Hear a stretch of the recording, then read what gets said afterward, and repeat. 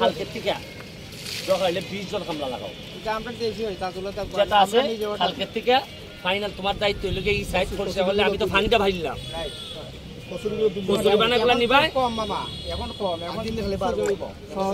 টানতে তুমি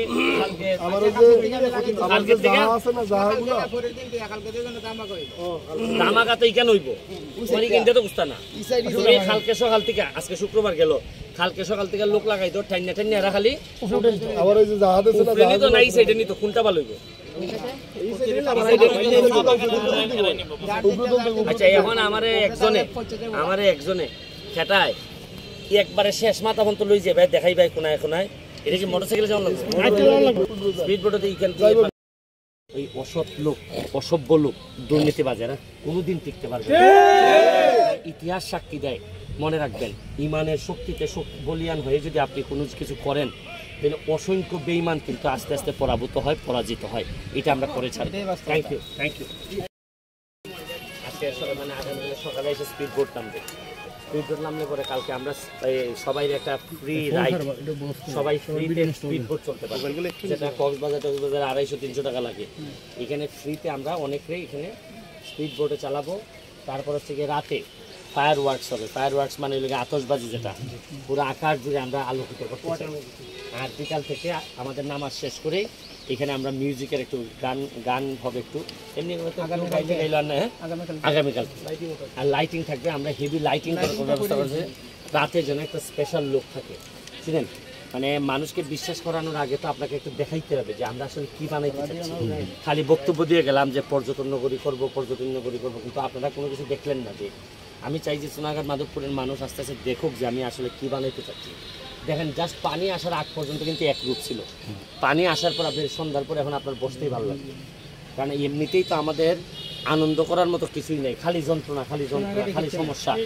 তো আমি চাইতেছি এগুলা থেকে বেরোয় আইসা একটা নতুন একটা চিন্তাভাবনা দিয়ে আমরা সোনাঘাট মাধবপুর শুরু করতে চাই আর আপনাকে বুঝতে হবে যে সারা বাংলাদেশের মধ্যে মোটামুটি আমি সবচেয়ে বেশি ব্যবধানে পাস করছি সবচেয়ে বেশি ভোট আমারে দিছে সুতরাং আমার কাজকর্ম আচার আচরণ আমার কলিজাটাও সেই রকমই বড় হওয়া উচিত মানুষকে আমি বলছি যে আমার 8 ঘন্টা পাহারা দেন আমি আপনাদেরকে আগামী 5 বছর পাহারা দিয়ে রাখবো পাহারাদার হিসাবে থাকবো এখন আমি তাদের সব কিছুর পাহারাদার হিসাবে আছি তাদের উন্নয়ন তাদের পরিবেশ তাদের সংস্কৃতি যা যা আছে সব কিছু ধরে রাখার দায়িত্ব এখন আমার আর আরেকটা বিষয় হচ্ছে গিয়ে যে এত বেশি বরাদ্দ জননীতি শেখ হাসিনার সরকার থেকে আমি পাইতেছি এবং আমার আশ্চর্য লাগতেছে যে এর আগের বরাদ্দগুলো কোথায় ছিল কীভাবে খরচ হয়েছে নাইলে আমি মাত্র 4.5 মাসে প্রায় 29-30 কোটি টাকার বরাদ্দ অলরেডি চলে আসতেছে আমার রাস্তাঘাটের জন্য 25 কোটি আসতেছে আপনারা জানেন যে এইগুলোর জন্য বিভিন্ন সময় বিভিন্ন একজন এমপি তো আমার নামে বিচারি দিয়ে বসছে সংসদ ভবনে এই সংসদে তো এরা আমি জানি না যে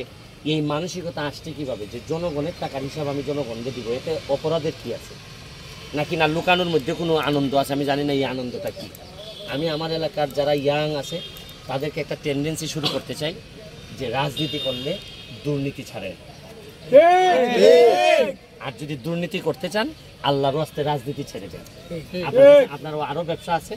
এগুলো গিয়ে করেন কিন্তু যে জিনিসটা করলে মানুষের হাজার হাজার মানুষের ভাগ্য নির্ধারিত হয় এই জিনিসটা নিয়ে আপনি খেলানেলা করেন না দেখা গেল আপনি চিন্তা করে দেখেন এই জায়গাটা 40 বছর ধরে এইরকম ময়লা ছিল মানুষ চিন্তাও করতে পারে না যে এই জায়গা দিয়ে দুর্গন্ধের জন্য আসা যেত না অথচ আমরা কিন্তু এই জায়গাতে একটা পর্যটন প্রতিমন্ত্রী পাইছিলাম আমরা পর্যটন মন্ত্রী বলতে গেলে আমরা পাইছিলাম কিন্তু পাওয়ার পরও আমাদের কপাল একটুও চেঞ্জ হয় নাই অথচ আমি তো দেখেন আমি তো মন্ত্রীও না আর বলতে পারেন দুর্বল এমপি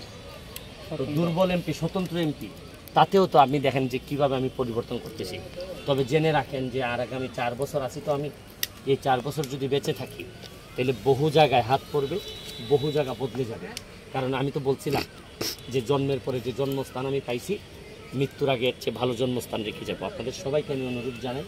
যে যে যার জায়গা থেকে কেউ হয়তো ইউটিউবার কেউ হয়তো ফেসবুকার কেউ হয়তো এই আপনারা বিভিন্ন কাজে সমাজ সেবা করতেছেন আপনারা সবাই আসেন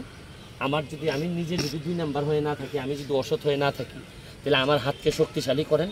আমরা সবাই মিলে সাধারণ নির্যাতিত নিপীড়িত মানুষের পক্ষে একটা শক্তি হয়ে আমরা দাঁড়াই এবং আমার